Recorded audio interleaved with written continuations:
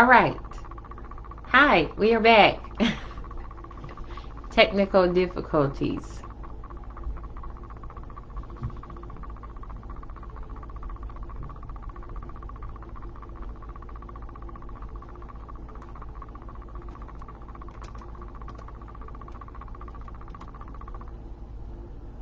Okay, we are back.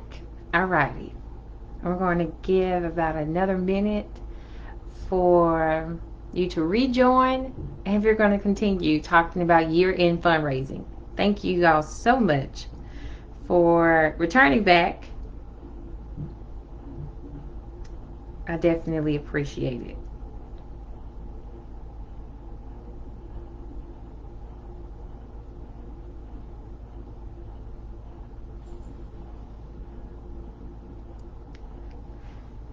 Again, happy Thursday, and we will get started shortly. Thank you.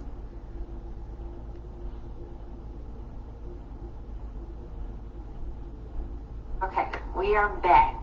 All right, we are live. All right, just wanted to ensure that we are on and rolling.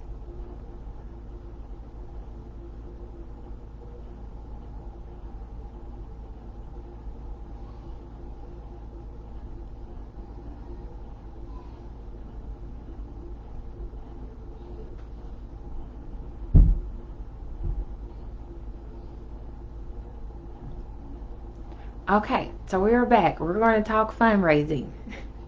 So, as I was stating in the uh, last video, on last Thursday, I shared with you on Learning with Karis about just some quick tips that you can implement for year-end fundraising. Even though we are in a pandemic, there are still opportunities to raise funds for your organization, because the bottom line is, if you are not fundraising, then that means you are not implementing the services that you want for your community, that people are not being paid, your staff is not getting the funding that they need for their families. Also, it really is a testament to your overall funding of mindset and how you are viewing fundraising.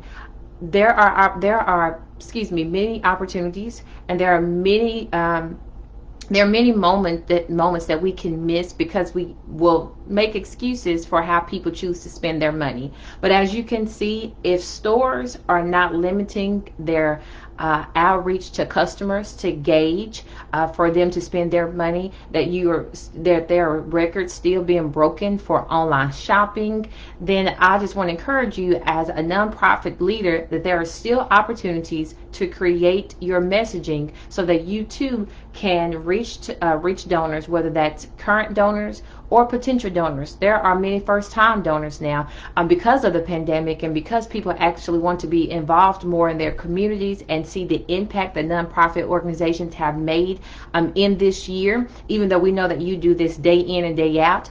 But you, as I call nonprofit leaders, really the second responders in crises. And so you have an opportunity to now gauge individuals who've never even given to nonprofit organizations. So I don't want you to skip out on this opportunity to attract the funding that you need and that you deserve, so that you can continue implementing your programs and continuing to better the lives of your of individuals and your clients. So on this week, Learning with Karis, we're going to do a part two briefly, a brief part two of just some other ideas that you can do to attract funds and execute a year-end fundraiser. If you are not raising money for your organization, there are a number of reasons that we can go through, as I just stated, but also that means someone is footing that bill. And oftentimes, as grassroots organizations and nonprofit startups, usually it's the executive director. It's not even the board, because you don't want to ask the board to participate or to donate. And so you have this cyclical burnout of doing everything for the nonprofit organization, funding everything for the nonprofit organization. And the reason why you have a tax exempt status is so you would not have to do that, and that you could get the community to support you for the community work that you are doing. So if you wanted just to do something out of your own pocket, why start a nonprofit organization?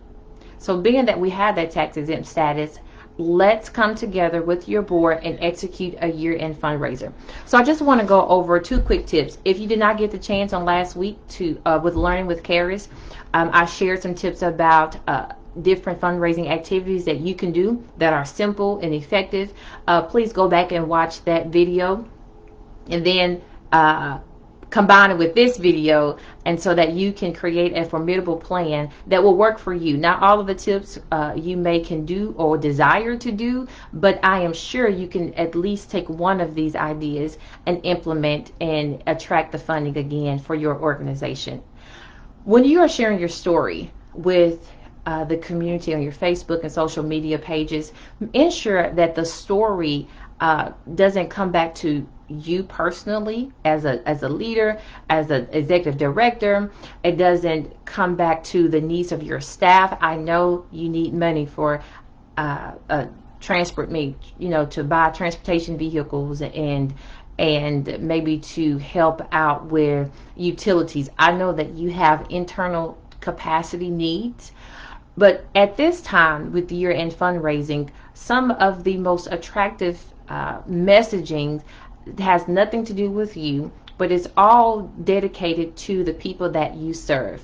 And when you are uploading pictures, ensure that on your social media pages people see you out, and people see your team out, and see the people that you are serving, that when they are looking at your website, that they are seeing visually the impact that you are making. And when you are asking for donations and asking for people now this year in fundraising season that we are in, that people effectively can see and connect the dots that you are impacting your community.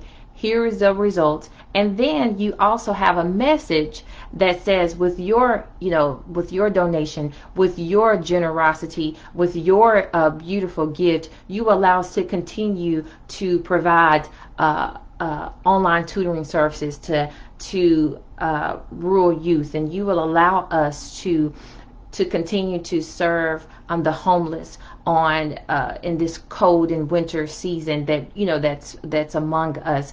Ensure that people know that you are going to use their dollars for impact. It's not saying, hey, if you do not give to our organization, then our doors close. There is a time and a place for those type of messaging, because those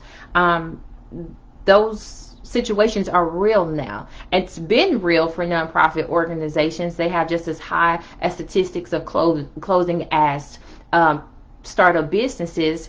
But even in COVID, we've recognized that nonprofit organizations, especially rural and small nonprofit organizations, are going to have to face some tough decisions by the end of this year, whether they keep their doors open or closed. And so there is messaging that's relevant for that specific and raising money for that specific cause. But just general year-end fundraising, you want to communicate, you want to articulate that the money that people will donate to will continue to help you help others.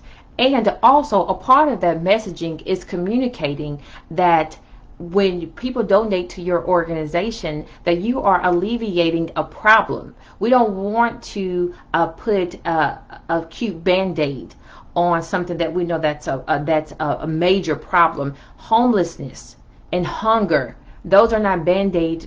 Those are real dire needs that's facing and plaguing our communities. And if your organization is taking part to alleviate and to again be a solution to this, make sure that you lead with that, and that you lead with statistics. So part of the number one point I want to just share with you on today is ensure that your messaging communicates your need of the community that you serve.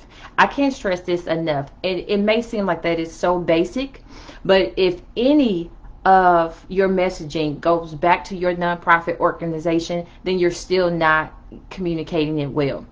People need to know that it's through your organization that lives are being changed. It's through your organization that families are being connected. It's through your organization that felons are able to rehabilitate successfully and integrate back into society. It's through your organization that this impact is happening. So communicate that their dollars will allow you to, and allow them to visually see these wonderful things that are happening. And it's all because they decided to donate, whether it's $10, whether it's $50, whether it's $3. Every dollar goes to furthering your community and impacting the lives of others. Now, I do want to hit on the dire need for funds, because simply you have to keep the doors opening. That's also part of year-end fundraising. A totally different message, though. Some of the things that I've seen and that actually works is hitting right to the heart of the matter with your community, whether it's your community newspaper, whether it's taking out and calling a magazine and saying, hey, would you feature us? Because we've been serving this community, but we're having to make some tough decisions of whether we can keep our doors open. But let's give the community a chance to help us, because we've been helping so many other people. We've been giving all of our time and resources to changing lives. We now need the community support to continue to do that. That message is relevant for fundraising as well. And if you are facing that situation, then you don't need to have year-end fundraising and messaging that talks about the community and that talks about the impact. You need messaging, and you need a fundraiser, and you need a strategic fundraiser with a plan, and that actually has numbers. So if you are going to say, hey, it's $50,000 that we need, you need to also equate that with by breaking that down as far as what part of that funds, administration cost, and what part of that is programmatic, and what part of that deals with utilities, and what part of that deals with the outreach and marketing. Break it down for people so people know this is how much is needed to run this nonprofit organization, and then also including that the results. What is your year-end review? Because by this time, you and your staff or your board members should be conducting a year-end review of how things went, whether they were, and of course it's a pandemic, so I know there are some shifts and changes that happen, but this is the time to get those numbers together. So if there were dips, you can communicate that effectively in your outreach. Again, whether you're taking out an editorial, you're asking for magazines to donate you some time and space, because again, you are a nonprofit. You can put a monetary value to that and issue them that tax exemption letter with your funding letter, your receipt, so they can have your number, and so they can utilize that for their business purposes, and ask for that. Ask to be featured on your local news station. But again, make sure that you have your number, so you will not just say, hey, we need money, but here is why and how and who and when and why we need money. This is how, because of your investment in the past, we've been able to do this. But without your investment, I'm afraid that we can no longer do this. But in the end, what happens is that because our organization does not exist to continue to solve this problem, because our organization cannot exist and is facing closing, then here is how many people will be impacted. Here is the 300 people that we feed a year. They will not receive any meals, and they will not receive toiletries, or kids now will not be able to have this free tutoring service because we don't have the funds to continue to do the great work that we've been doing. That messaging is relevant. And even though you're probably wondering, well, how is that quick? If you get on it right now, because you should already know your need, get on the phone and have conversations. It's quick because we email, we text, and we waiting for responses, when we can really pick up the phone and have these courageous conversations and tell people, we help people all the time. We need you to help us to get the word out, to saying we're facing some dire situations. But I can assure you, with your support, we can revive our fundraising, we can revive our finances, and most importantly, because of your generosity, because you're going to support us at this time, this is the impact we will continue to make. And so I know that these are two different messages. Number one, if you are in a great state, you just haven't executed a fundraising plan and you're wanting to so busy, then ensure that you're creating content, that you're creating messaging, and go back and look at last week's video of how to implement some quick fundraising strategies. But two, if you are at this place and at a place of closure, then we need to take some bold moves and we need to get high visibility so that people know how they can support you. But also remember that it's not just about you asking, say, hey, because we need a van. We need to have monetary values, realistic, not funding your retirement, not because you see an opportunity to quit your job. If you are a part-time director, and you're building your nonprofit organization, so you're doing this on a volunteer basis. No, none of that. Real needs, real numbers. And if you are facing closure, I am praying that you will experience a financial breakthrough in abundance, because I know, because I work with you, so I know the behind the scenes work and activities that you do to help nonprofit, as a nonprofit organization, to help others. And so it's okay to ask. You have a tax exempt status for a reason. So pick up the phone, get some exposure. Call your local media, call your local magazine entities, and call your local radio outlets and newspapers. Get that visibility. Share your story. Don't be too proud to say that we are facing closure. And if you have been a part of that great work, don't let us get to this point. Help us so that we can continue helping others. All right, so we are at 17 minutes. It's supposed to be under 15 minutes. We have some technical difficulties. I would want you to visit www.consultcaris.com. And under workshops and events on tomorrow, if you have not registered, I will be hosting a workshop at 5:30 p.m.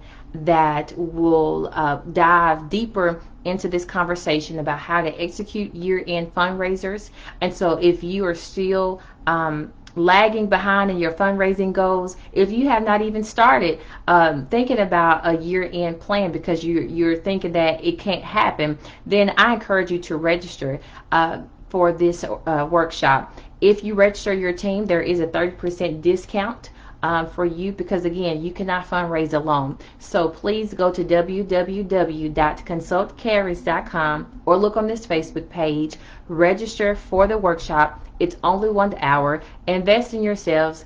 Again, do not miss out on raising money for your nonprofit organization. All right. Thank you so much for joining me on Learning with Caris, a free weekly training for nonprofit and community leaders. And I will see you all next Thursday at 11 a.m.